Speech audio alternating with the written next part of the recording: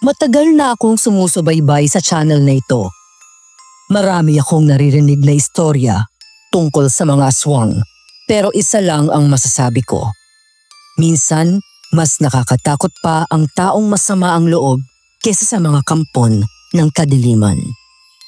Itago niyo na lang ako sa pangalang Kokoy at hayaan niyo sana akong ibahagi ang nangyari sa akin noong barangay tanod pa lang ako sa aming baryo.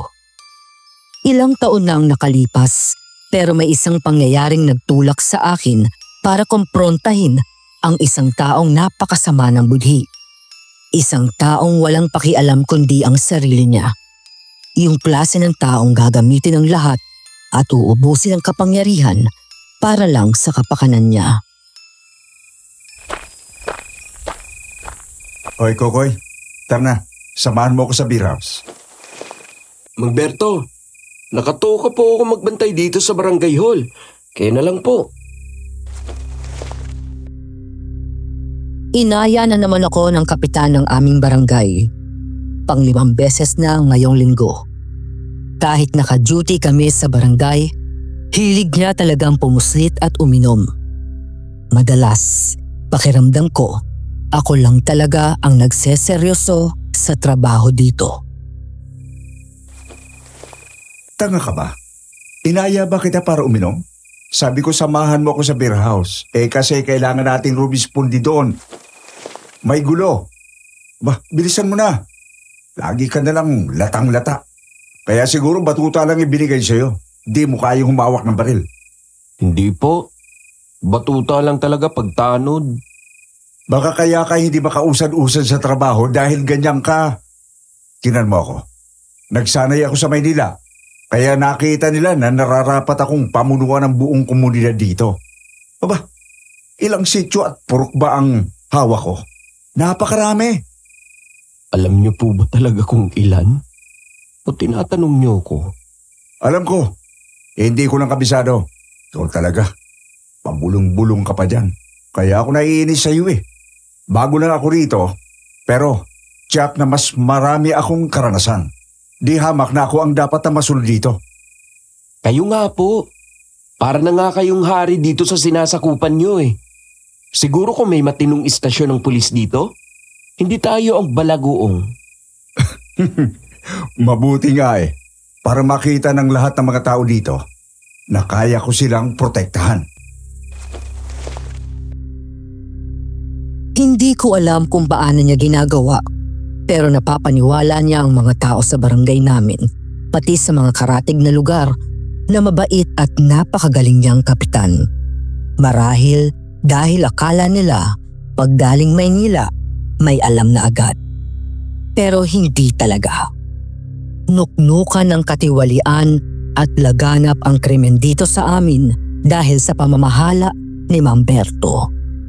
At dahil wala namang maayos na kapulisan dito, talagang libre ang kapitan namin maghari. O Pedro, anong nangyari? May tawag ko nakuha. May nagsuntukan daw. Teka po, tingnan niyo, dun sa likod. Naku po, may gulo! Tara na po! Sadali, Kokoy. Hayaan mo silang ayusin yon. Si Mr. Lim yun ha. Kilala ko yan. Hayaan mo siya. Ha? Binubugbog niya na yung waiter. Sinabi kong hayaan mo siya. Pumirmi ka ha? Wala kang narinig at wala kang nakita. Pero bakit? Kailangan nating hulihin ang mga pasaway. O kung ayaw niyo po, kahit ihinto lang natin ang gulo. Alam mo, iho, sa mga ganyang away, minsan, kusa na yung humihinto. Hayaan mo silang mag-areglo. Hintayin mo. At talagang huminto nga dahil hindi na makatayo at bugbog sarado na ang waiter. Maya-maya pa, lumapit na si Mang Berto sa aksyon. Pero imbis na pagsilbihan o arestuhin man lang ang nambugbog, inakbayan pa niya at nagtawanan sila. Nakita ko na lang na inescort pa niya palabas si Mr. Lim sa kotse nito at kinamayan pa niya. Matapos nito ay may inabot sa kanya at agad niya namang binulsa. Hindi na ito bago. Ilang beses ko na siyang nakitang bumulsa ng lagay. Pero ikinagulat ko ang sumunod niyang ginawa. Dahil nilabas niya ang perang ito at winagayway. Kaya lumapit sa amin ang ilang mga babaeng maiiksi at hapit ang suot. Kukoy, umupo ka na. Bilisan mo. Pinapahiya mo ako sa mga ka-table natin. Po, Mang Berto, babalik na lang ako sa barangayol. Naka-duty ako eh. O roronda na lang ako. Alam niyo naman po ang nangyari nung isang araw. May kailangan pa tayong imbestigahan. Yung mga mangingisda. Bakit ako? Hindi ba ako naka-duty? Umupo ka dyan. Kailangan natin imbestigahan ang nangyari dito. Magtatanong-tanong tayo. Kausapin natin mga naandito kanina sa gulo. Akong bahala sa'yo. Mag-enjoy tayo. Ang trabaho natin ngayon, kausapin at bantayan natin itong mga magagandang dilag na ito. Baka natakot sila kanina. Kailangan nila makitang may mga magpoprotekta sa kanila mula sa gulo. Kayo na lang po, okay na ako. Balik na lang ako sa barangay. Baling ka ba? Yung ba yun? Magsabi ka lang. Hindi kita pipilitin kung binabae ka. Hindi po ako bading, pero... Huling beses ko na itong sasabihin. Umupo ka dyan at wala ka nang babalikan trabaho bukas pag di mo ako samahan dito. Napahinto ako sa sinabi ni Mang Berto. Dahil alam niyang nagpapadala ako ng sustento sa pamilya ko sa Mindanao at itong pagiging tanod ko lang ang pinagkukuhanan ko ng sahod. Ako na lang ang inaasahan ng magulang ko at itong kakarampot na sweldo ko na lang ang bumubuhay sa aming tatlo. Napailing na lang ako at napilitang bumalik sa aking upuan. Sinubukan akong kausapin ng babaeng katabi ko pero yumuko na lang ako at uminom ng tubig habang naglalampungan si Kapitan at ang mga babae. Di nagtagal at nakarami na ng inom si Mang Berto. Di ko na talaga masikmura ang mga ginagawa niya sa mga babae, lalo na't alam kong mabait ang misis ni Kapitan. Mang Berto! Oh, huwag kang magulo. Ha, Kukoy? Miss Ganda, alam mo bang may baril ako? Lagi kong ang dala. Gusto mo bang makita? Mang Berto! Hindi talaga namamansin. Miss, pakisabi na lang kay Kapitan. Nahihintayin ko na lang siya sa labas. Mukhang busy eh. Isang kalsada lang ang pagitan ng beer house at dalampasigan. Kaya doon ako nagtungo dahil mas gusto ko ang katahimikan kesa ang maingay na beer house. Umupo ako sa buhangin ng madilim na pampang at na-enjoy ang malamig na simoy ng hangin galing sa dagat. Pero hindi ito nagtagal dahil biglang tumaas sa mga balahibo ko sa batok. Sa hindi ko maipaliwanag na dahilan, nangilabot ako. Pakiramdam ko, may nakamanman sa akin. Tumingin ako sa magkabilang dulo ng dalampasigan, pero wala namang tao. Ako lang ang mag-isang nakaupo dito. Tulong! Tulong! Nakarinig na lang ako bigla ng isang boses ng babae. Ang tila ba ay nagsusumamo, pero wala naman akong makita sa pampang. Tumayo ako at nagmadali pabalik ng beer house dahil sa takot. Kaso, dito na nagsimulang umiyak ang boses ng babae. Kaya hindi na ako nakatiis. Sinantabi ko ang pangingilabot at hinanap ang boses. Tulong! Nagpunta ako sa magkabilang dulo ng pampang at sa dulo nito, malapit na sa bunganga ng mga malalaking bato, may naaninag ako. Isang babae ang tuguan na nagpupumilit makabangon. Pinagmasdan ko ang nakakaawang babae. Napakaganda ng mukha ng babaeng ito. Pero nakakunot ang noo at nangingiwi siya sa hirap dahil sa kanyang mga sugat. Basang-basa siya sa tubig dagat at dugo. Nahabag ako sa kanya. Kaya dahan-dahan akong lumapit. Miss, okay ka lang ba? Anong nangyari sa'yo? Kailangan mo ba ng tulong? Namatay! Namatay sila! Ha? Sino? Teka, saan ka galing? Tumakas! Tumakas! Tulong! Diyos ko, sinong namatay? Sandali, anong pangalan mo, miss? Lena! Okay. Lena, sino ang namatay? Pinatay silang lahat! Tumakas ako! Tumakas ako! Wow, teka lang, Lena. Huwag ka nang umiyak. Ligtas ka na. Walang mananakit sa'yo rito. Ako si Kokoy. Tanod ako dito sa barangay namin, kaya hindi kita sasaktan. Pero, patay na silang lahat! Diyos ko po. Teka lang, nanginginig ka. Oh, etong jacket ko. Suotin mo na muna. Basang-basa ka. Huwag kang matakot. Ilalapag ko itong jacket at ikaw ang kumuha. Walang gagalaw sa'yo dito. Ligtas ka na. Salamat. Pero, Koy, nandito ka lang naman pala eh. Kanina pa kita hinahanap. Lenti kang bata ka. Mang Berto! Sinabi ng kapitan ang itawag mo sa akin. Teka, sino siya? Miss, anong nangyari sa'yo? O huwag kang matakot sa akin, ha?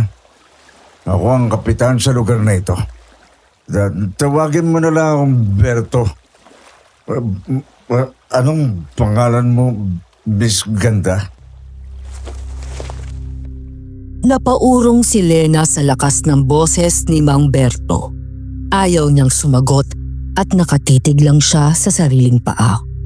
Halatang takot siya sa pagdating ng kapitan. Si Mang Berto naman ay parang nawala ang tama. Inayos niya ang tindig at pinunasan ng bibig. Bakas sa kanyang muka ang interes sa magandang babae. Panay ang sulyap niya mula ulo hanggang paa kay Lena.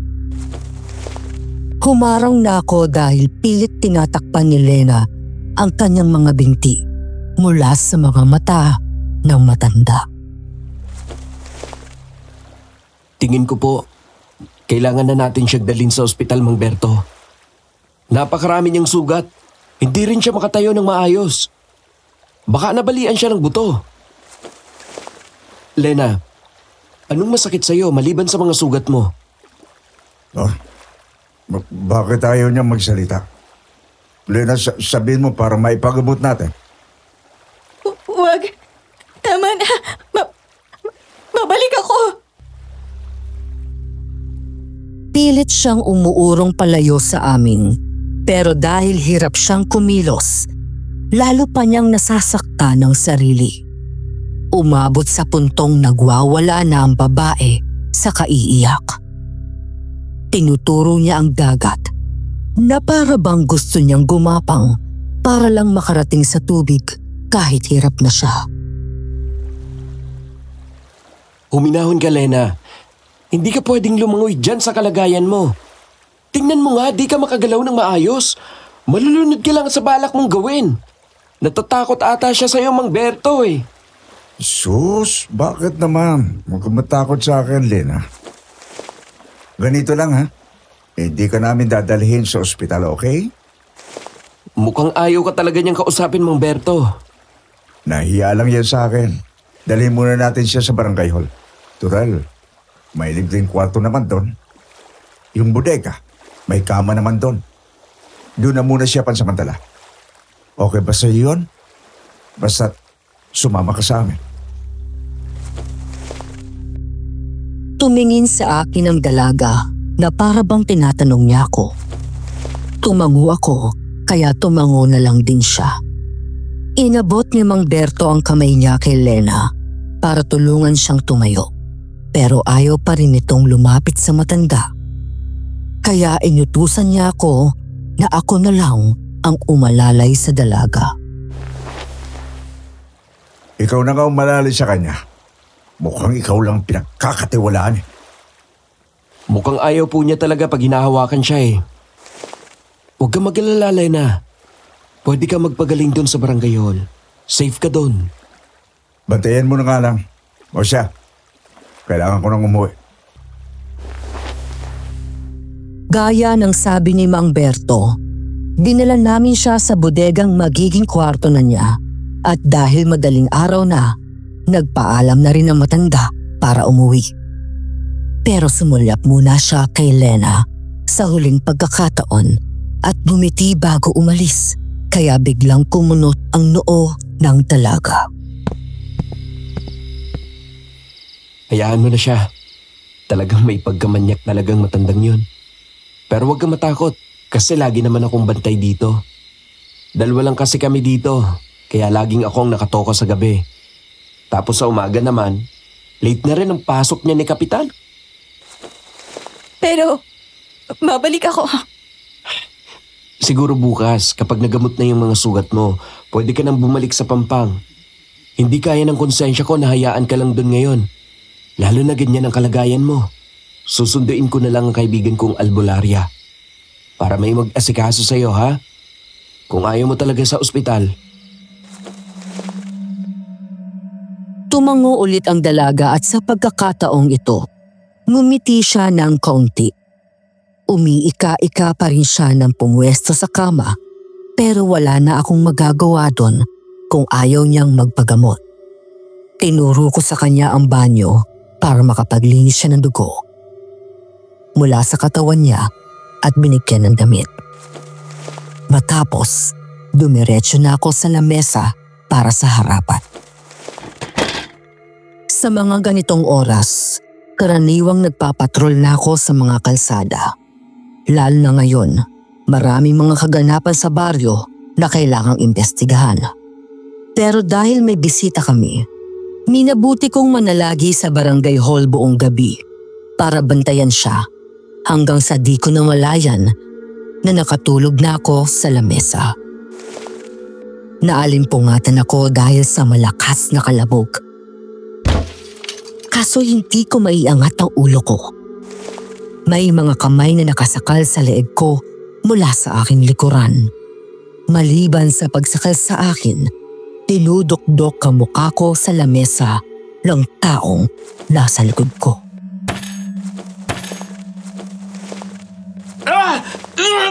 Bitiwan mo ko! Pilit kong tinatanggal ang mga kamay sa pahigpit na bagsakal sa akin. Kaso kahit anong kalmot at pagpupumiglas ko, napakalakas nito. Dito ko na narinig ang paghiyaw ni Lena sa loob ng kwarto. Tumatangis ang dalaga, kaya binuhos ko na lahat ng lakas ko sa pagpupumiglas. Ngunit hindi na talaga ako makahinga. Tuluyan na akong nanghihina. Naririnig ko pa rin ang pagtangis niya nang sumalampak ang ulo ko sa lamesa. Tulong! Namulat ang mga mata ko segundo lamang matapos ang nangyari. Agad kong tinignan ang likuran ko pero wala naman akong nakitang tao. Umiiyak pa rin si Lena kaya mabilis akong nagtungo sa kanyang kwarto. Pero hindi ang dalaga ang bumungad sa akin pagbukas ko ng pintuan. Isang nakakatakot na nilalang ang sumunggap sa akin. Nahulog ako sa silya. Napailing-iling ako at tiningnan ng oras. 5:00 ng umaga. Hindi ako makapaniwala na isang masamang panaginip lang pala ang lahat ng iyon. Napahawak ako sa leeg ko. Masakit pa rin ito at para bang mahapdi. Hindi na ako makatulog ulit Kaya chinek ko na lang si Lena. Mukhang hindi pa rin mabuti ang lagay niya. Umiinit ang dalaga at pawisan. Nanginginig siya at putlang-putla. Hindi ko naman matingnan kung nilalagnat dahil mukhang hindi niya gustong hinahawakan siya. Nagdesisyon na akong magpunta sa kaibigan kong albularya para humingi ng tulong. Kokoy? Aba, napakaaga mo naman yata mangungulit sa akin ha. Hindi pa tuluyang sumisikat ang araw. Sensya ka na, Joy. Nagbabaka sakali lang ako nagising ka na. Kailangan ko ng tulong mo. May dalaga kasing inanod sa pangpang kagabi. Puro sugat siya, pero ayaw niyang magpadala sa ospital. Lagi lang siyang tulala at hindi masyadong nagsasalita. Sinasabi lang niya lagi na may namatay at gusto niyang bumalik. Naku, kawawa naman. Malamang may nangyari at na-trauma siya. Sige, hintayin mo lang ako. Kukunin ko lang muna ang mga halamang gamot ko. Papunta na kami sa barangay hall nang mapadaan kami sa gitna ng baryo. Napahinto kami nang may makita kami mga taong nagkukumpulan. Agad akong pumasok sa kaguluhan at doon ko napagtanto kung ano ang pinagbubulungan ng mga tao. Si Mang Lando, isang matandang tricycle driver na mahilig maglasing, ang nakahandusay sa gilid ng kalsada. Puno ng dugo ang leeg nito. Agad siyang sinuri ni Joy. Pero umiiling-iling ang dalaga nung pinulsuhan ang lalaki. Dumating ang asawa ni Mang Lando. Nang makitang wala ng buhay ang tricycle driver, humagulgol ito.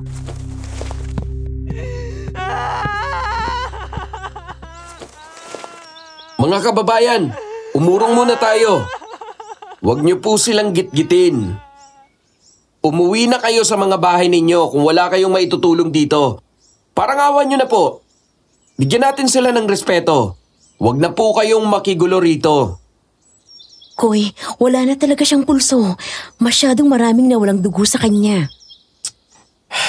Sige, mabuti pang mapaalis muna ang mga tao rito kasi nagkakagulo na. Nagwawala na rin ang misis ni Mang Lando. Panay ang mga bulong-bulungan ng mga tao at pagturo sa leeg ni Mang Lando, kaya tinanggal ko ang jacket ko at pinatong sa mukha at leeg ng yumao. Pinili pa rin ng kanyang misis na dalhin pa rin sa ospital ang lalaki. Bumalik naman kami ni Joy sa barangay hall matapos tumulong sa pagsakay sa katawan ni Mang Lando sa inarkilang jeep. Mukhang sa morgue na didiretso ang katawan ni Mang Lando. Kawawa naman ang misis niya. Nakita ko yung sugat niya sa lieg. Hindi normal. Kumakalat na din ang chismis na baka aswang daw ang may kagagawa nun. Gusto kong imbestigahan yan. Sasabihan ko si Mang Berto pagdating niya na dapat malaman ang mga detalye sa nangyari. Natatakot ang mga tao rito masyado.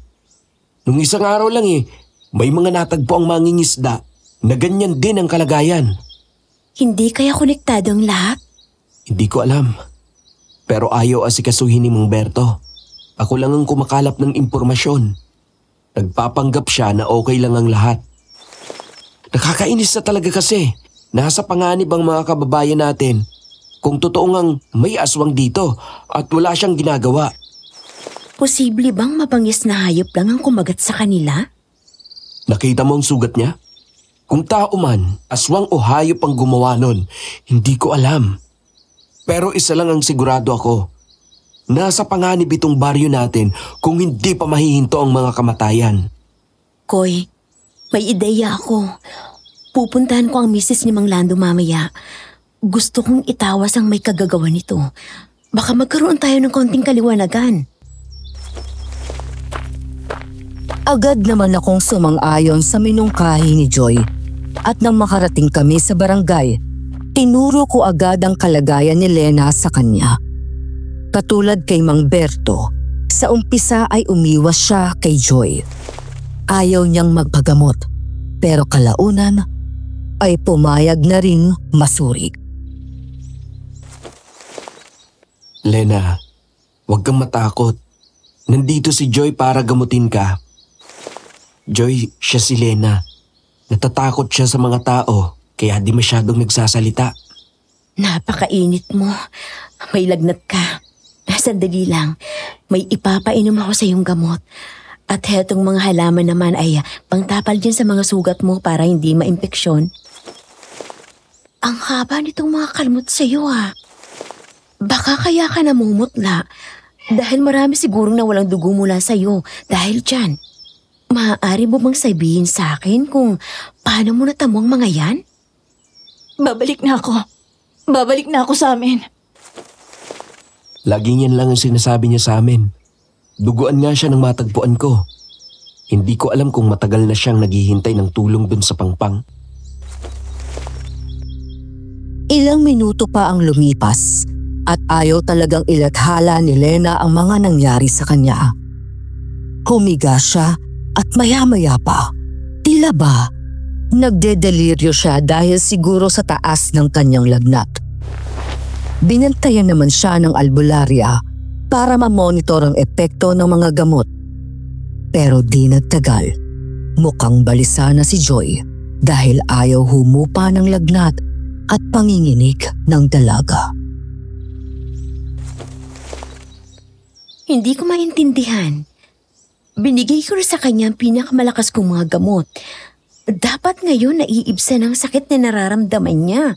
Baka na-impeksyon na siya dahil dyan sa mga malalaking sugat niya. Mukhang lumalala pa nga eh. Oo nga. At nag-iiba na ang kulay ng balat sa gilid ng sugat niya. Hindi gumagana ang gamot. Anong gagawin natin? Baka kailangan na natin siyang dalhin sa ospital. Nagwawala siya, Joy. Ayaw niya talaga. Baka kung anong gawin pa niya.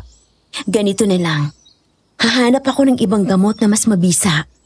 Babalik ako pero itanong muna kay Kapitan kung pwedeng pwersahin niyo na siyang dalhin sa ospital. Mahirap na. Baka may hindi magandang mangyari sa kanya at kayo ang may kargo niyan. Habang naghihintay kay Joy, bumalik ako sa aking pwesto sa lamesa. Nanlaki naman ang mata ko sa pagdating ni Mang Berto dahil hindi talaga nito ugaling pumasok ng maaga sa barangay hall. Karaniwang pagkatapos pa ng pananghalian ang dating niya o kaya naman sa hapon. Tatambay siya saglit at mag-uutos. Tapos uuwi bago maghapunan. Kaya naman nagulat ako nang sinabi niyang siya ang tatao sa barangay. Po? Kayo po magbabantay? Oo, ako nga. Nabibingi ka na ba? O baka kailangan ko pang ulitin lahat ng bagay? Ako ang magbabantay kasi marami akong ipagagawa sa iyo. Pero paano na si Lena? Ako nang bahala sa kanya. Sige na, marami akong iutos na dapat mong matapos sa araw na ito. Bibigyan kita ng listahan ng lahat na gagawin mo. Sandali lang po. Kanina kasi may nangyari. Si Mang Lando po, natagpuan namin sa gitna ng baryo. Katulad ng mga mangingisda, may sugat siya sa leeg at wala ng dugo. Pwede ba nating imbestigahan ang kaso niya? Nasaan na siya ngayon? Wala na po siyang pulso nung tiningnan ni Joey. Malamang sa morgue na po. Ayun naman pala eh. Patayin na. Ano pa bang bubusihin natin doon? Kasi parehas sa mga sugat niya nung mga mangingisda. Hindi ba po? Nakakapagduda yun. Sabi ng mga taong bayan, aswang daw ang may pakana. Aswang? Diyos ko naman. Ano ba namang maasahan ko sa ganitong klase na lugar? Maynila, walang ganyang mga iniisip na kalokohan. Dito, kung ano-ano ang mga chismis. Mang Berto, hindi porket walang aswang sa inyo sa Maynila. Wala talaga nun dito. Iba-iba naman po ang lugar natin. At marami pong nagsasabi na may nakita na sila. Hindi lang dito, sa iba pang mga karatig na isla. Kung yun ang kinatatakutan ng mga tao dito, sige na nga. Ako na ang mag-aasikaso niya. Ako na ang tutugi sa aswang. Ako ang hiranging kapitan na pumatay sa mga aswang. Huwag mong problemahin yon. Ako ang bahala doon. Sa ngayon, ang asikasuhin mo ay ang nasa listahan na ibinigay ko sa iyo. Sige na, bilisan mo. Duda ako na may laban siya sa aswang, pero wala akong nagawa kundi sumunod sa pinag-utos ng kapitan. Kaso, habang tinatapos ko ang listahan na pinagagawa niya, napansin kong puro pansariling bagay lang ito. Karamihan ay mukhang mga pinabibili pa sa kanya ng kanyang misis.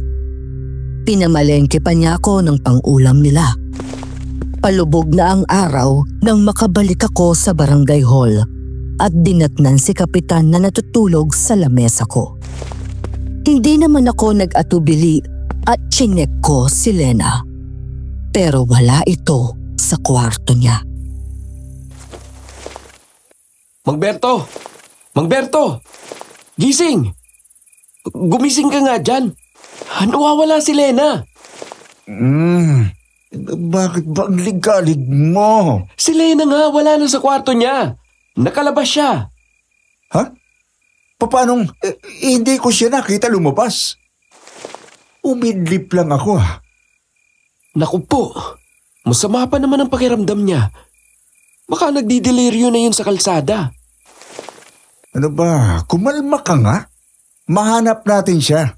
Malamang hindi pa yun nakakalayo. Huwag kang babagal-bagal ha. Susuyuri natin itong baryo. Kung binabantayan niyo siya at hindi kayo natulog, wala sana tayong problema. Alam mo, pikang-pika na ako sa kabubulong mo eh. May sinasabi ka ba? Wala po. Sabi ko, tara na po. Una naming pinuntahan ang dalampasigan, pero wala ang dalaga. Tiningnan namin ang mga karatig na lugar at hindi pa rin namin siya nakita. Umabot na ng dilim at medyo umaambon pa, kaya lubos na ang pag-aalala ko dahil alam kong malubha ang sakit ng dalaga. Alam mo, naandito lang yan sa malapit sa atin eh. Kasi saglit lang ako umidlip eh. Hindi po mukhang saglit lang. Nakahilata na po kayo doon. Humihilik pa nga eh. Aba, sinasabi mong nagsisinungaling ako? At bawal bang makatulog doon? Opo, bawal po pag oras ng trabaho.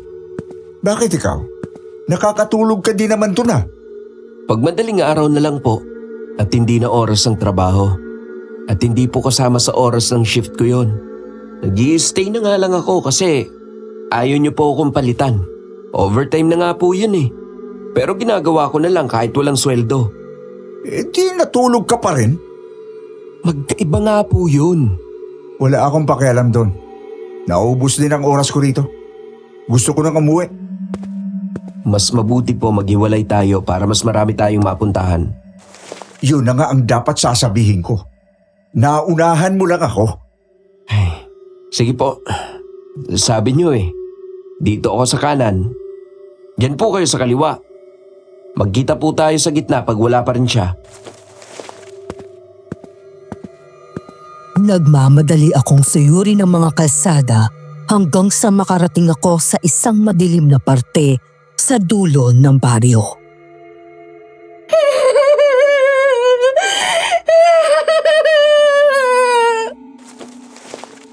Sumilip ako at nakita si Lena na umiiyak sa dulo ng eskinita.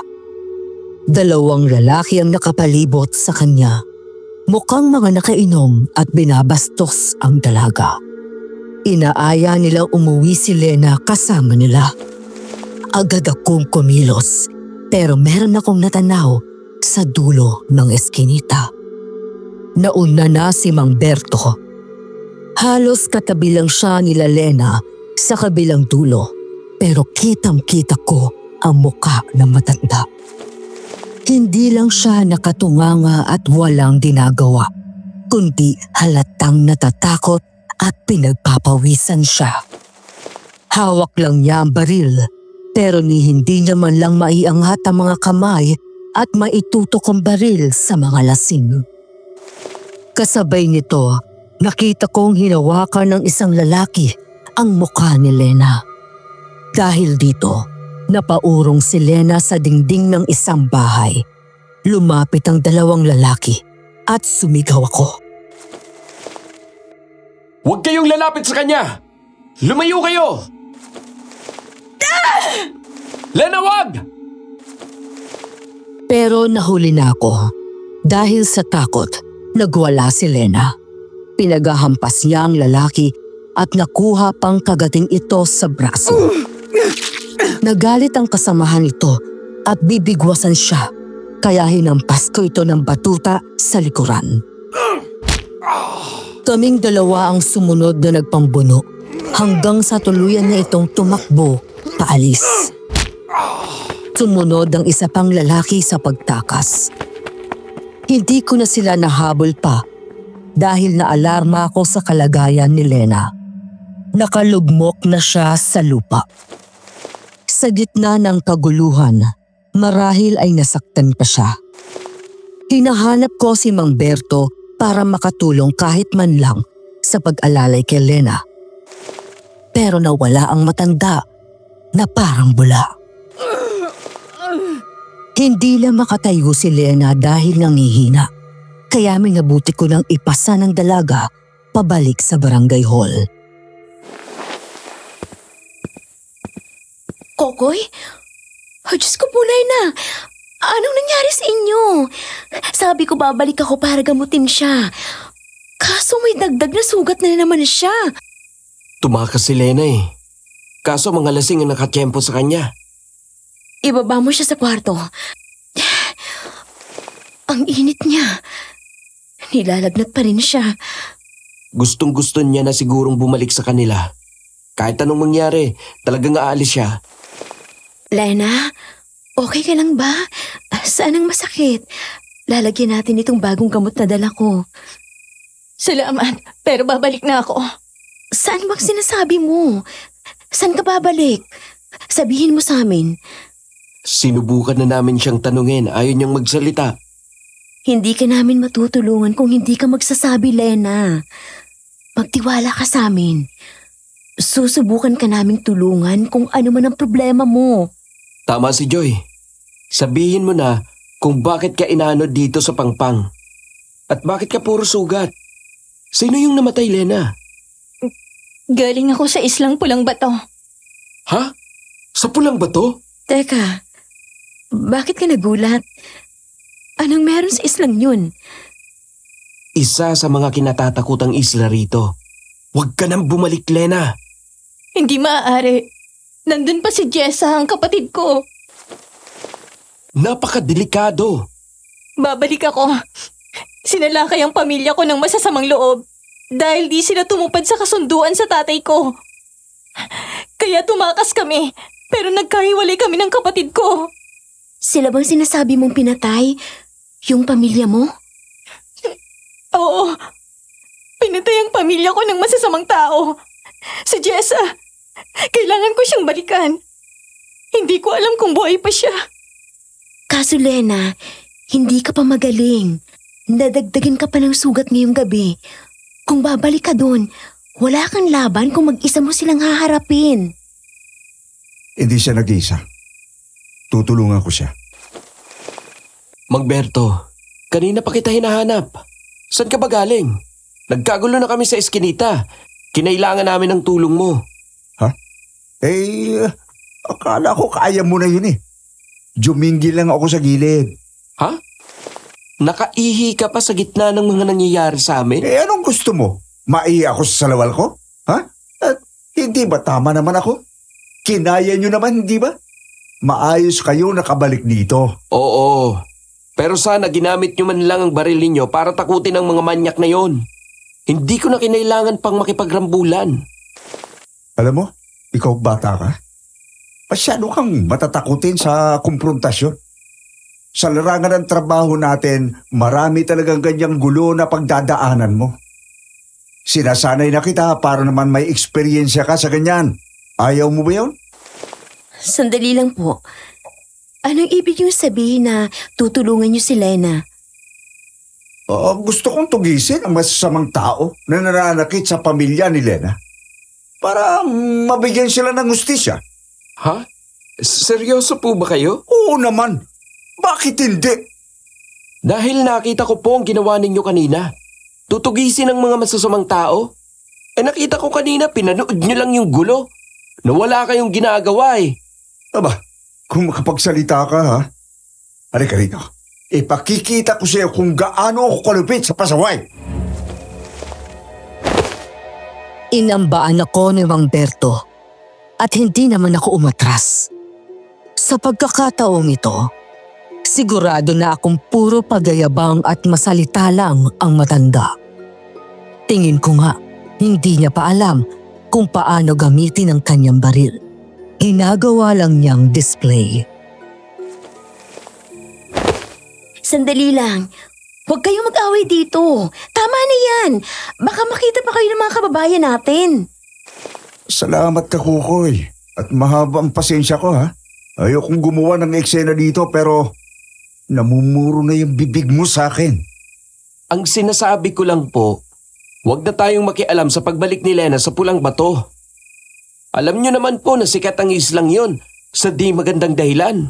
Teka, bakit? Ipaliwanag mo nga sa akin ng mabuti. Alam mo namang bago lang ako dito sa baryo nyo. Bakit ba tutulog ka nang marinig mo na yung islang yun? Akala ko ba gusto mong matulungan si Lena? Natatakot kasi siya. Duwag yan eh. Hindi naman sa ganon. Pero sikat kasi ang islang Pulang Bato. Dahil kinatatakutan ang baryo ni Lena. Maraming balita ng kababalaghan sa isla na yon. Kaya maraming umiiwas. Kahit nga ang mga mangingisdang napapadpa doon ay nawawala na lang bigla o nasasaktan. Katulad ng nangyari sa 2 lalaki nung isang araw. Ang sabi-sabi nga, may mga aswang na naninirahan doon. Hindi totoo yan. Walang aswang sa amin. Mga masasamang tao lamang. At kung ako sa inyo, mas matatakot ako sa masasamang loob kaysa sa mga aswang. Pinatay nilang pamilya ko. Totoo nga naman. Kaya nga gusto kitang tulungan makabalik eh. Talaga po. Naku, maraming salamat po. Sabihin mo, paano ba talaga pumunta dun sa inyo? At sino yung mga taong yon? Ituro mo sila sa akin at pakakainin ko ng bala yung mga hayop na yon. Hindi ka ba talaga nakakakita ng aswang sa inyo? Wala nga pong mga aswang doon. Sigurado ka? Baka naman mga aswang ang pumatay sa pamilya mo. Di mo lang alam. Baka kinain sila. Alam mo kasi, ang gandang pakinggan kung ako yung magiging kapitan na tumugis ng mga masasamang loob sa isla ng aswang. Hindi ba? Yan naman po ang importante sa inyo eh. Yung reputasyon ninyo. Paano kung mapahamak lang kayo doon? Sinabi kong tumahimik eh. Gusto niyo bang malagay sa pahamak pati si Lena? Sinabi kong tumahimik ka na eh. Wala ka talagang galang. Hindi nakapagpigil si Mamberto at sinapak ako. Hindi rin naman ako umatras at binalak ko rin na gumanti dahil asar na ako sa matanda dahil sa ugali niya. Pero napahinto ako nang makitang may mga tsismosang nagtataka tungkol sa ingay sa loob ng barangay hall. May mga sumisilip na, kaya agad kong inayos ang sarili at pumunta sa lamesa. Tama yan. Matuto kang lumugar. Tanod ka lang. Ako ang kapitan. Dapat sumusunod ka sa lahat ng sinasabi ko. Hindi ako nagpapasensya dahil sa inyo. Kung hindi dahil pinagtitinginan na tayo ng mga tao at gusto kong irespeto pa rin nila tayo dito bilang mga otoridad. Kaya hindi ko kayo papatulan. Alam mo, pikang-pika na ako sa iyo. Ganito na lang. Umalis ka na rito. Tama. Narinig mo ako? Pinapatalsik na kita sa trabaho mo. Teka lang naman ho. Hindi. Hindi ka marunong makisama. Ako ang kapitan. Pero bawat kilos ko, tinututulan mo. Pakiramdam mo, mas magaling ka sa akin. Kahit tanod ka lang. Kaya yan ang desisyon ko. Di niyo po pwedeng gawin yan. Sandali lang naman. Ako lang ang bumubuhay sa pamilya ko, parang awa niyo na. Yan ang gusto ko. Bumait ka na. Kala mo ba, hindi kita mapapatalsik dito? Huling hirit mo na yan, Kokoy. Mamili ka, ha? Maghahanap ka ng ibang trabaho o hayaan mo ako sa mga desisyon ko. Kasi ako, iritang-irita na sa'yo. Sige po, Mang Berto. Sinabi kong tawagin mo akong kapitan. At bilang kapitan, ako ang magdidesisyon. Iuwi ko si Lena para malagaan siya ng mabuti ng asawa ko. Mahirap na pag dito siya na malagi sa barangay hall. Hindi naman talaga bahay ito eh. Baka nga mas makabubuti kung may magbabantay sa kanya. Hindi pa rin kasi nawawala yung init ng katawan niya. Pati yung gamot na bagong bigay ko, walang epekto sa kanya. At least pagkasama niya si Aling Tessa, mas mababantayan siya. Narinig mo yun, Lena? Magpahinga ka muna kahit isang araw lang. Magpagaling ka muna at bukas, doon na kita dadalawin.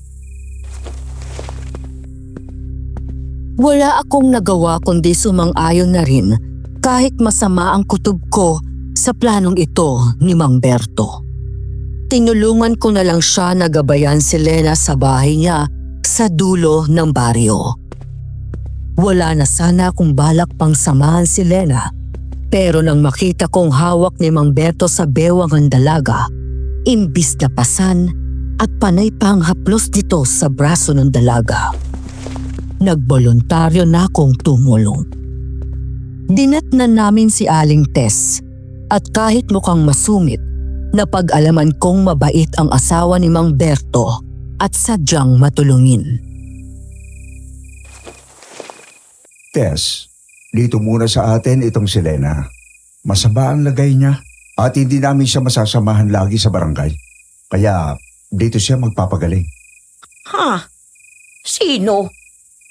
Berto, ano na naman yung pinasok mo? Bakit hindi mo muna ako tinatanong bago ka gumawa ng desisyon?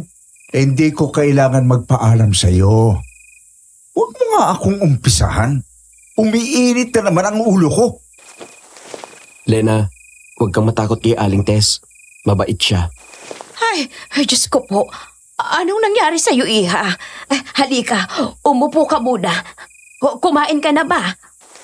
Sige na, Kokoy. Umuwi ka na. Kami nang bahala dito kay Lena. Iniwan ko si Lena kina Mang Berto.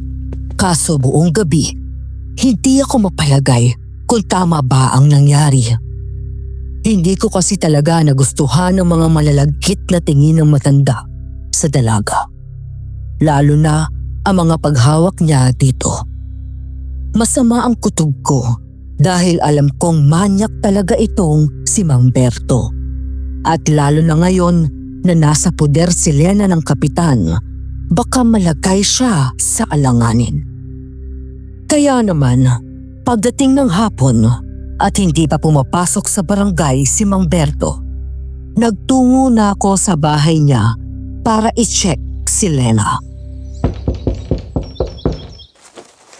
Mang Berto! Tao po!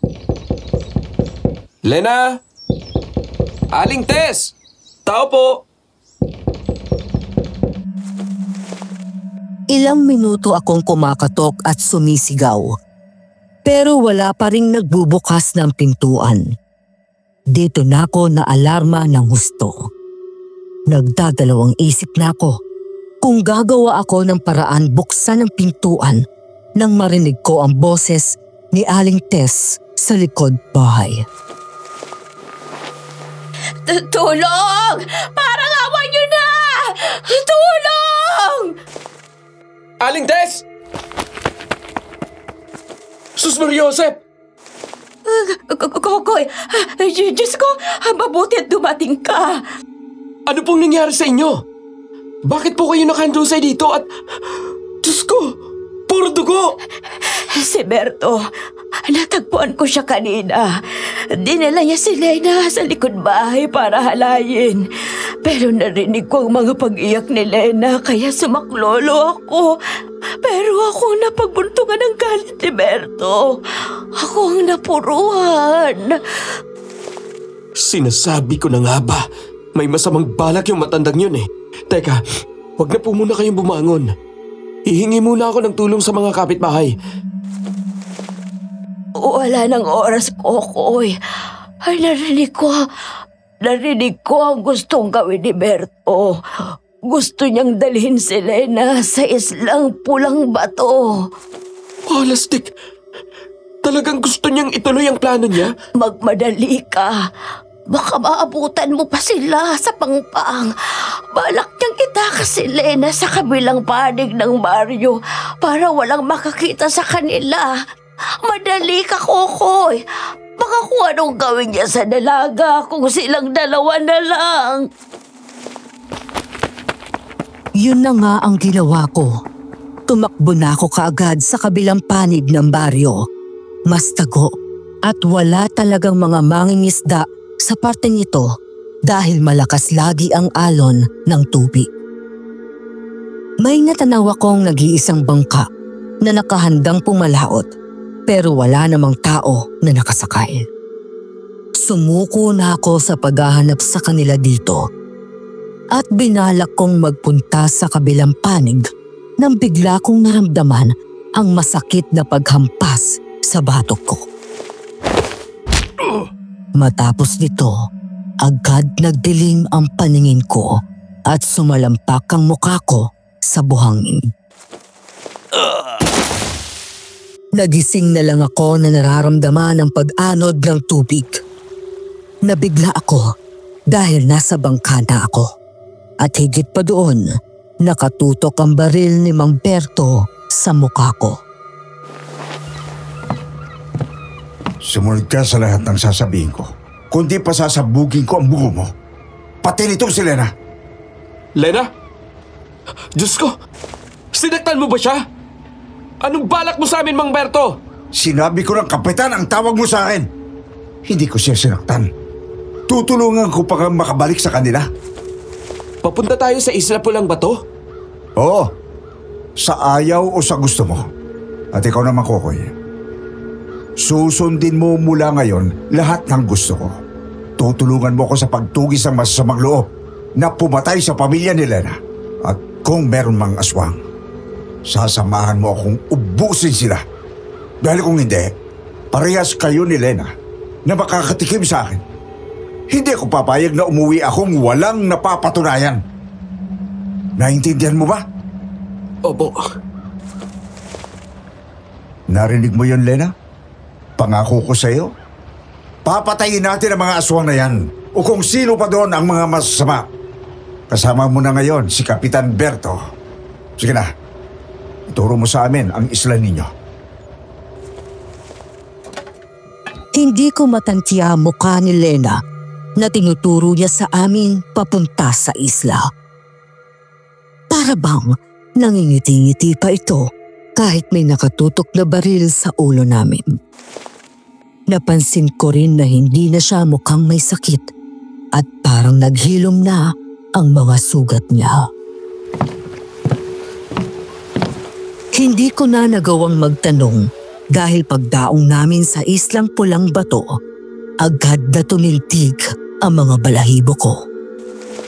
Para bang may mga nakamasid sa amin kahit makapal na kagubatan ang bumungad sa bangka namin.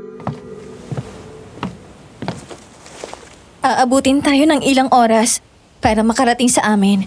Kaya mabuting magsimula na tayong maglakad ngayon pa lang. Marami bang ibang tao rito? Nasaan na sila? Bakit wala pa tayo nakakasalubong ng mga bahay? Maraming mga tao ang naninirahan dito. Hindi mo lang sila makikita ngayon. Anong ibig sabihin nun? Nagtatago ba sila? Hindi naman. Saan pa yung bahay ninyo? Sa dulo pa. Ilang oras pang tatahakin natin bago tayo makarating. Naku, paano tayo ngayon? Padilim na. May alam ka ba na pwedeng tuluyan? Nagugutom na ako eh. Meron akong alam. Sumunod kayo sa akin.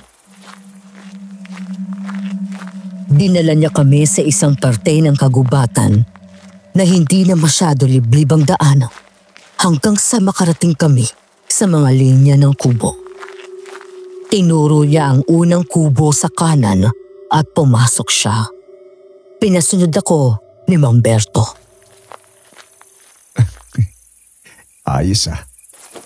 Okay dito. Pwede tayo dito ngayong gabi. Parang kumpleto pa ang mga kagamitan dito ah. Baka may pagkain. Teka, Lena. Sinong mga nakatira rito? Nasaan na sila? Wala na sila. Lumipat na. Ayos. Baka may mga naiwan silang pagkain dito. Wala. Kailangan niyo pang mga aso kung gusto niyong kumain.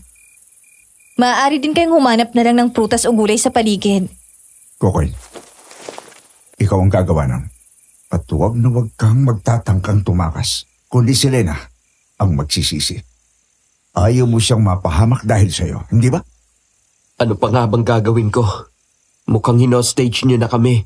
Kayo ang kapitan, pero ganyan ang ginagawa ninyo. Ang dami mo pang satsat. Humanap ka ng makakain sa labas. Bumalik ka kaagad. Lumabas ako ng kubo at nagsimulang tumingin-tingin sa paligid. Napadpad ako sa likod ng bahay. May pananim pero tuyot na. Sinusuri ko ang mga puno kung may mapagkukunan ng prutas nang tumindid na naman ang balahibo ko sa batok. Nanlamig ako bigla. Napalingon ako makalagpas ng pakod. Tiningnan ko mga halaman kung may hayop ba doon na pwedeng hulihin. Wala naman akong makita, ngunit meron akong nararamdaman. Para bang may nakamanman na naman sa akin. Napalunok ako nang may marinig akong kakaibang tunog. Madilim na sa paligid pero may naaninag ako. 2 pulang mata na nakatitig sa akin. Tumakbo ako pabalik sa kubo.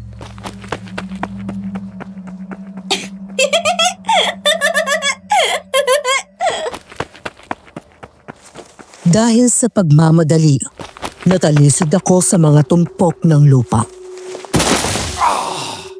Ngayon ko lang napansin, may mga piraso ng kahoy na nakatusok dito. Mga kahoy na pinilit magkorteng krus. Pero hindi tama ang anggulo.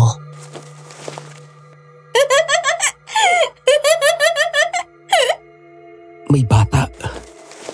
May bata ata sa labas. Tumatawa siya. Sinubukan kong sabihin ang narinig ko sa halamanan. Pero naabutan ko na nasa kompromisong posisyon si Lena. Nakatutok ang baril sa ulo niya habang iniipit siya ni Mang Berto sa dingding. Pilit niyang tinatanggal ang damit ng babae at kinukumbinsi itong may mangyari sa kanila. Sige na, Lena. Pagbigyan mo na ako. Hindi na kita sasaktan. Nabigla lang ako kahapon. Sige na, habang wala pa si Kokoy. Paliligayahan naman kita. Kalimutan na natin yung pagbabanta ko sa'yo. Gusto ko, mapasakin ka na. Mang Berto, tama na po! Tutulungan naman kita eh. Hindi ba binalik na kita dito sa isla mo? Ginawan ko naman ang paraan. Umanap ako ng bangka. May utang na loob ka sa akin, Lena. Sumunod ka sa akin kundi tutuluyan na kita. Agad akong nadesisyon na humarang dahil pinagbabantaan ni Mang Berto ang dalaga. Pero bago ako makarating sa kanila, may ginawa si Lena na nagpakunot ng noo ko. Tila ba nagbago ang buong pagkatao niya. Hindi na siya mukhang natatakot at para bang natatawa pa siya. Sa isang iglap, tinapik niya ang baril mula sa kamay ni Mamberto. Sa pagkagulat, napabitaw ang matanda sa pagkakahawak sa leeg ng dalaga at napaurong. Utang na loob? May utang na loob pa ako sa'yo? Ibang klase ka talagang matanda ka. Anong nangyayari? Tumigil ka kundi pasasabugin ko ang ulo mo! Sa tingin mo, natatakot ako sa baril mo? Aba, dapat lang. Pakakainin kita ng bala kung hindi ka huminto. Diyan ka lang sa dinggin. Huwag kang lalapit sa akin. Bakit ganyan ka makangiti?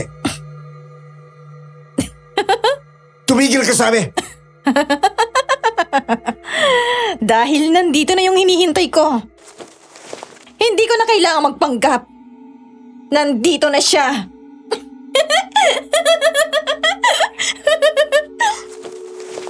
Ate Lena, sila ba yung pasalubong mo sa akin? Ow!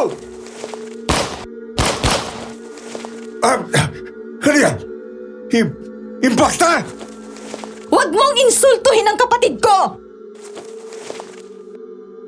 Pero tama naman ang sabi ni Mamberto. Mukhang ang impacta talaga ang sinasabing kapatid ni Lena.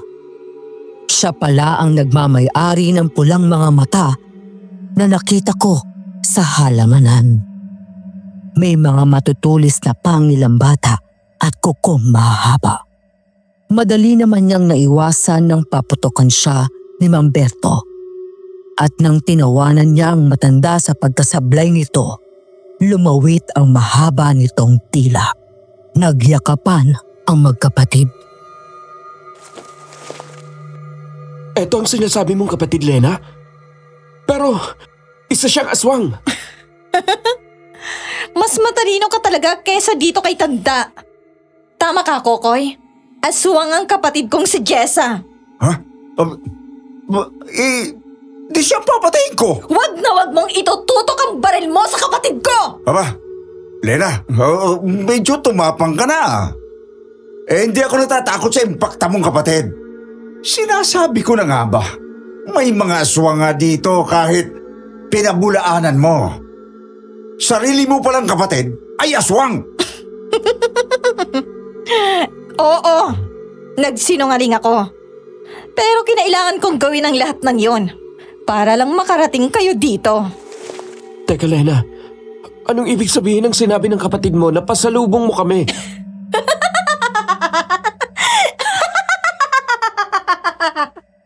Yan ang tanong na hinihintay ko. Malalaman nyo rin. Jessa, pasensya na natagalan ng ate. Pero sandali na lang ha. Alam kong gutom ka na rin. Ako man ay gutom na. Kakain na tayo. Konting tiis na lamang.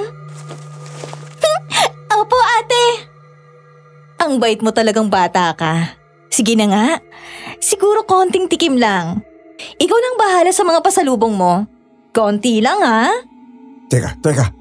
Anong pinagsasabi niyo? Lumayo kayo sa akin!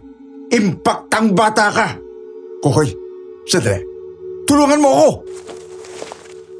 Salamat sa tulong mo, Kokoy. Pero kailangan ko itong gawin. Nakita ko si Jessa na sinunggaban si Mamberto. Nagpambuno sila sa sahig. Habang si Lena naman ay papalapit sa akin. Sa isang iglap, biglang may humampas sa ulo ko. Matapos nun ay kadiliman ang sumalubong sa akin. Nagising ako dahil sa matinding kirot sa ulo ko at sa mga pagsigaw ni Mang Berto. Nakagapos kami sa mga malalaking puting bato sa gitna ng mga nagtataasang puno. Kokoy, ano ba? Gumising ka nga? Nasa peligro tayo. Mang Berto, nasan na tayo? Hindi ko alam. Dinala tayo ng magkapatid na yun dito. Tuloy ito ng gubat tapos ginapos sa malaking bato. Madali, gumawa ka ng paraan para pakaligtas tayo rito. Teka lang, nasan na sila? Di ko alam. Pagkakabos natin dito. Sabi nila maghihintay sila sa tamang oras. Hindi ko alam ang ibig sabihin nun. Pero hindi maganda yun para sa atin. Ano namang magagawa ko? Napakahigpit nitong lubid. Nasubukan mo na ba? Malamang. Kaso nanghihina ako. Kunyeta yung batang aswang na yun. Kinagat ako eh. Minumura mo bang kapatid ko, Mang Berto? Hindi. Hindi naman sa ganun. Gusto mo bang hindi ko napigilan si Jessa sa susunod? Gusto mo bang ubusin niya na ang dugo mo? Ha? Lena, hindi mo naiintindihan. Nadala lang ako ng damdamin ko kasi naman, kinagat ako ng bata. Tingnan mo. Oh. Dinudugo na ako ng gusto. Tulungan mo naman ako, Lena. Ako bang dapat umintindi? Sa akin ka ba nagsusumbong ngayon na para kang bata? Ibang klase talagang ugali mo. Wala kang kupas. Matapos mo akong pagtangka ang gahasain? Sa tingin mo, makakaligtas ka ba dito? Kasabay ng matinding galit ni Lena ang pagbabagong anyo niya. Namula ang mata niya, nagkaroon ng matatalas na pangil, kuko at mahabang tila. Tumalon siya sa batong kinalalagyan ni Mang Berto at umumang nasusunggaban ng matanda. Pero nagsimulang magmakaawa ang kapitan. Lena? Aswang ka din? Ngayon, nakita mo ng totoo kong anyo. Hindi mo na ako kinakawawa. Takot ka rin naman pala. Ito ang nararapat sa mga taong gaya mo. Dapat pinahihirapan ka. Lena, sandali. Paparagawa mo na. Patawarin mo na ako sa lahat ng nagawa ko. Kahit anong gagawin ko. Huwag mo lang akong patayin. Mahawa ka sa akin, Lena. Nasaan ang magiting na kapitan ng baryo ngayon, ha? Ang tigas na mukha mong magmayabang? Wala ka namang kwenta? Oo. Pasensya na. Mali na ako. Hindi talaga ako magaling. Kahit ano ang gagawin ko, para di mo ako kainin. Alam niyo ba kung bakit kayo nandito? Nilinlang mo kami. Akala ko kailangan mo ng tulong. Pero ito palang plano mo sa umpisa pa lang. Sinabi ko ang katotohanan. Pinaslang ang pamilya ko ng mga masasamang loob. Alam niyo ba kung bakit islang pulang bato ang tawag dito sa islang to? Dahil yung mga batong kinalalagyan nyo, diyan inilalagay ang mga alay sa aming uri. Diyan dumanak ang dugo. May usapan ang taong bayan at ang uri namin. Pero bigla na lang nila kaming tinalikuran. At hindi sila tumupad sa usapan. Pero bakit kami ang nasa peligro sa kasalanang ginawa nila? Hindi mo naiintindihan. Dati hindi kami nananakit. Mga hayop lang ang kinakain namin. Pero sinalakay nila kami sa sarili naming bahay sa gubat. At pinatay nilang mga magulang namin. Kinailangan naming depensa ng sarili namin. Doon kami unang nakatikim ni Jessa ng dugo at laman ng tao. Hindi na kami makakabalik pa sa dati. Ang mga kahoy na Korteng Krus, lahat yun ay libingan? Pinatay niyo lahat ng mga naninirahan dito? Oo. Hindi lang dahil sa paghihiganti sa ginawa nila sa amin. Pero dahil hindi na sila nakontento sa pagpatay kina nanay at tatay, pinahirapan nila ng gusto ang mga magulang namin. At kami ni Jessa, masahol pa sa hayop ang turing nila sa amin. Ilang linggo nila kaming pinahirapan. Sana'y pinatay na lang nila kami. Paano kayo nakatakas? Nakagawa ako ng paraan para linlangin ang isa sa kanila. Dahil doon, nakatakas ako. At napakawalan ko si Jessa sa hawla niya. Doon na namin sila inisa-isa. Pero naubos na sila. Ang gutom namin, hindi na huminto. Hindi na sapat sa amin ng mga hayop lamang. Hinahanap na namin ang dugo at laman ng mga tao simula noon. Kaya ka nagpanggap na kailangan mo ng tulong? Para maisama mo kami dito? Oo. Natuto ako na yun ang kagalingan ng mga tao. Ang manlinlang sa kapwa. Diyos ko po, ikaw din ba ang pumatay sa mga mangingisda? Ang mga nakita mong dugo sa akin noon sa Pampang ay mga dugo nila. Nanlaban sila. Pero mas kinailangan kong pakainin si Jessa. At si Mang Lando, yung tricycle driver. Dala ng matinding gutom. Lena, akala ko mabait kang tao. Nilinlang mo talaga kaming lahat. Ginamit ko lang sa inyong mga tao ang mga pinaggagawa nyo. Lalo na yan si Mang Berto. Ang dakilang huwad na kapitan. Kinasusuklaman ko ang mga taong katulad mo. Dapat sa mga katulad mo, inuubos! Ate, nagugutom na ulit ako. Pwede ko na bang kainin niyang matanda? Sandali lang. Meron akong alok para sa iyo, Lena. Makinig ka sa akin. Parang awa mo na. Hindi ba't sinabi mo na may usapan ang magulang mo at mga taong bayan? Dinadalhan nila kayo ng alay. Bakit hindi ako magtuloy sa ganong usapan? Di ba? Mang Berto! Tumahimik ka, Kokoy! Lena? Hindi ba gusto mong kumain ng tao? Marami akong paraan para mabigyan kita ng supply. Ang mga mahuhuli kong mga kawatan. Pati na ang lahat ng masasamang loob. Imbes na dalhin ko sa presinto, dadalhin ko dito. Ayaw mo ba nun? Marami yun. Makakatulong ka sa amin sa pag-ubos ng mga masasamang loob. Pakawalan mo lang kami. Magdadala ako ng maraming alay dito para sa inyo ni Jessa. Ate, hindi na tayo magugutom?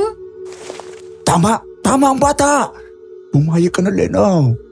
Mahirapan ka na makahanap ng tao pag nakain nyo na kaming dalawa. Di ba? O sa ganitong paraan, magkakaroon kayo ng maraming supply na pagkain. Yun bang gusto mo, Jessa? Opo, ate. Papayag ako kung sisiguraduhin mong tutupad ka sa usapan. Kasi kung hindi, alam ko kung saan ka nakatira.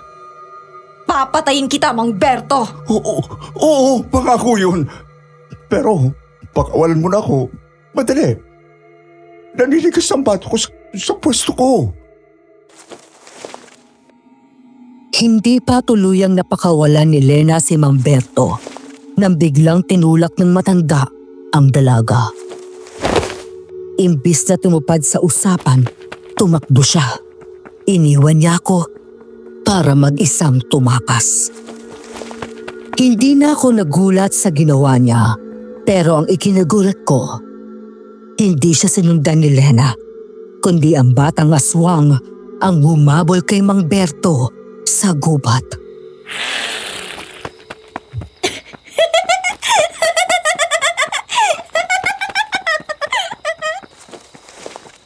Ang sama talaga ng ugali ng matandang yon. Pero okay na lang din. Dahil yon ang gusto ni Jessa. Gusto niyang hinahabol ang pagkain niya. Lena, nakikiusap ako. Huwag mo na akong patayin. Hindi kita maaalok ng parehas na usapan, pero nakikiusap na lang din ako dahil alam kong biktima lang din kayo ng pagkakataon. Hindi mo naman talaga ginustong patayin ang mga taong yun. Pero kung may natitira ka pang awa, pakawalan mo na lang ako. Ayoko pang mamatay. Marami pa akong gustong gawin. Kailangan pa ako ng mga magulang ko. Alam ko naman na mabait kang tao, Kokoy. Hindi kita sasaktan. Bilang ganti na rin sa pagtulong mo sa akin, kayo ni Joy. Naging mabuti kayo sa akin. Maraming salamat, Lena. Pero gusto ko kayong tulungan. Si Joy, magaling siyang albularya. Baka matulungan niya kayong makontra ang pagkahayok ninyo sa tao. O pwede naman na magbigay na lang kami ng dugo. Maraming paraan para mabuhay kayo nang hindi pumapatay ng tao. Hayaan ninyo. Tulungan namin kayo. Gagawin niyo yun para sa amin ni Jessa? Oo. Kung gusto niyo talagang magbago. Kaso kailangan pa rin panagutan ninyo ang pagkamatay ng ibang tao. Hayaan mo. Gagawa natin ng paraan. Laking pasalamat ko nang sinimulan na kong kalagan ng aswang. Pero hindi pa niya tuluyang natatanggal ang mga lubid nang biglang may narinig kami sa kagubatan na nagpayanig ng mundo ni Lena. Umalingaw-ngaw ang malalakas na pagtangis ni Jessa matapos sa mga sunod-sunod na pagputok ng baril ni Mang Berto. Dahil dito, napasugod si Lena sa gubat. Sinusubukan kong pigtasin ang pagkakagapos sa akin nang marinig ko ang malakas na pag-iyak ni Lena. Nagwawala siya. Pinatay mo ang kapatid ko! Papatayin din kita, tanda! Dahil dito, hindi ko na alam kung magiging matinupang kausap si Lena matapos nang nagawa sa kapatid niya. Lalo akong naging desperado na makawala dahil baka ako ang mapagbuntungan ng galit. Laking gulat ko nang dumating si Joy para tumulong sa akin. Joy? Anong ginagawa mo dito? Dinala si Aling Tess sa akin para magpagamot. Sinabi niyang lahat ng nangyari. Matagal na akong may kutob kay Lena. Pero nakumpirma ko nung nagtawas ako para malaman kung sino ang pumatay kay Mang Lando. Napagtagpi-tagpi ko ang lahat. Aswang si Lena at dinala niya kayo dito para patayin. Hindi ako makapaniwala. Sobrang talino mo naman. Tinulungan ako ng pagtatawas. Nagkaroon ako ng gabay kung paano kayo masusundan. Napagtanto ko din ang dahilan kung bakit hindi gumagana ang mga gamot kay Lena at lalo pa siyang lumala. Dahil ang mga gamot ko ay hindi para sa aswang. Pero kailangan nating magmadali. Baka bumalik siya dito. Tumakas na tayo. Inabot sa akin ni Joy ang itak at hawak niya naman ay punyal. Paalis na kami nang marinig ang mga paghiyaw ni Mang Berto. Natagpuan na siya ni Lena at panay ang pagpapahirap sa kanya na aswang. Napangiwi ako nang marinig ang mga pagsusumamo ng matanda. Kahit gaano kasama ang ugali niya, hindi ko may tatanggi na mahirap talikuran ang isang taong humihingi ng tulong at nasa bingit na ng kamatayan. Nagkatinginan kami ni Joy. Sigurado akong nagdadalawang isip din siya. Pero hindi na namin nagawang magpasya dahil maya-maya ay nakita naming tumatakbo si Mang Berto papunta sa amin. Nakasunod sa kanya si Lena na mukhang wala na sa sarili. Agad kumapit sa likod ni Joy ang matanda at ayaw itong bitawan. Joy! Kukoy! Parang awan nyo na! Pigilan nyo siya!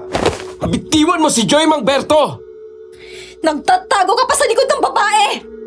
Luwag ka talaga! Huwag kang lalapit! Joy, meron ka bang pangontra sa aswang dyan? Holy water! Dali! Hindi ako tinatabla ng ganon! Magpaalam ka na dahil katapusan mo na, tanda! Sinubukan pa naming kausapin si Lena, pero desidido siyang maghiganti. Sa kasawiang palad, talagang masamang damo si Kapitan dahil kinuha niya ang punyal mula kay Joy at tinutok ito sa leeg ng dalaga. Huwag kang lalapit! Kundi lalas-lasin ko ang lalamunan ni Joy! Ang kapal ng mukha mo, Mang Berto! Bitawan mo si Joy! Hindi ba naging mabait sa'yo itong si Joy? Ha, Lena? Matitiis mo bang mamamatay siya dahil sa'yo? Huwag kang lalapit. Ginawa niyang pansalag si Joy mula sa aswang. Unti-unti siyang bumubuelta at nagagawa na niyang makatakas. Hindi naman ito hinayaan ni Lena at mabilis na umumang nasusunggaban siya. Kaya tinulak ni Mang Berto si Joy sa harap ng aswang sa pag-aakalang si Joy na lang ang aatakihin ni Lena. Mabilis akong kumilos. Imbis na atakihin ng aswang, ginamit ko ang itak at isinaksak ito sa likod ni Mang Berto. Si Lena naman ay hindi sinaktan si Joy.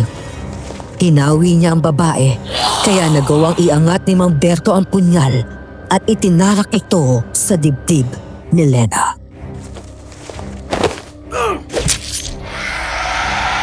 Matapos nito, hinarap sa akin ni Mang Berto ang punyal at sa akin bumuwelta at ako naman ang balak saksakin. Sa isang iglap, humarang si Lena at kinagat si Mang Berto. Paulit-ulit niyang kinagat ang kapitan hanggang sa bumuluwak ang dugo sa bibig nito at nagkalat ang mga laman loob niya. Sumalampak siya sa lupa at dito na nagtapos ang buhay niya. Lena, yung dibdib mo. Joy, baka pwede mo pa siyang gamutin. Hindi na. Ramdam kong puso ko ang tinamaan ng punyal. Hayaan niyo na akong tuluyang pumanaw. Wala na rin namang dahilan para mabuhay pa ako. Wala nang kapatid ko. Wala na si Jessa. Kinalulungkot kong naging mapait ang karanasan ninyong magkapatid. Hindi naging mabuti ang tadhana sa inyo. Ito ang parusa sa akin dahil sa mga pinatay namin. Salamat na lang dahil pinatunayan niyo na hindi lahat ng tao ay masama. Meron pa ring mababait na tulad niyo. Hindi nagtagal at nalagutan na ng hininga ang aswang. Nagawa naming makabalik ni Joy sa aming isla matapos ilibing ang mga namatay. Sinalubong naman kami ni Aling Tess sa Pampang. Nangihina pa rin siya pero hindi na malubha ang mga sugat. Oh, Diyos ko. Oh, Diyos ko. Mabuti naman at nakabalik kayo ng ligtas. Mabuti di kayo pinahamak ni Berto. Aling Tess, tungkol sa asawa niyo po. Matapos ikwento sa kanya ang totoong mga naganap sa Islang Pulang Bato, pinayuhan niya kami na huwag nang sabihin ng katotohanan sa mga tao sa baryo namin dahil malabong maniwala sila. Baka kami pa ang mapahamak sa pulis kung may magsumbong. Nagdesisyon kaming lahat na sabihin na nawala na lang ang kapitan nang pumalaot siya sa dagat katulad ng ibang mangingisda. Makalaunan, ako na rin ang naging kapitan sa aming lugar. Patuloy kong ginagawa ang lahat ng makakaya para maging matuwid sa aking serbisyo sa aking mga kababayan at protektahan sila.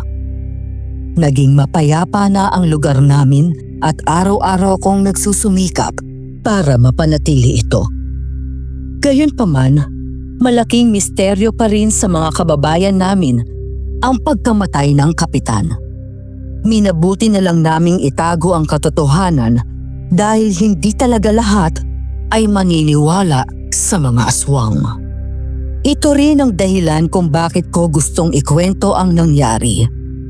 Para kahit papano, gumaan sa dibdib ko dahil nailathala ko ang sikreto namin.